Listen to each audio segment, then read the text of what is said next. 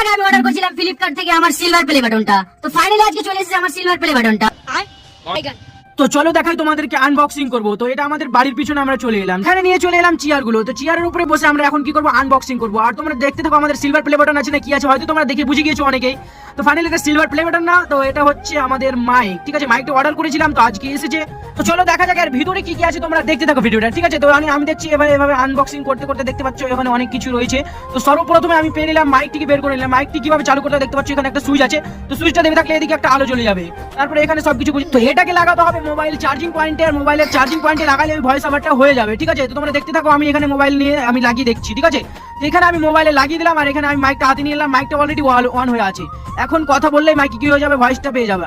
আর এটার ভিতরে এখানে দেখতে পাচ্ছ আমার স্ট্যান্ডটা আছে। ঠিক আছে, স্ট্যান্ডটা নিয়েছিলাম, তো স্ট্যান্ডটাও দেখতে পাচ্ছ। আর স্ট্যান্ডটার ভিডিও করা হয়নি। এর ভিতরে আছে, এর ভিতরে কি রয়েছে, এর ভিতরে রয়েছে চার্জিং করার জন্য। ঠিক আছে, এটা হচ্ছে ছোট একটা কেবল দিয়েছে চার্জিং করার জন্য, এইভাবে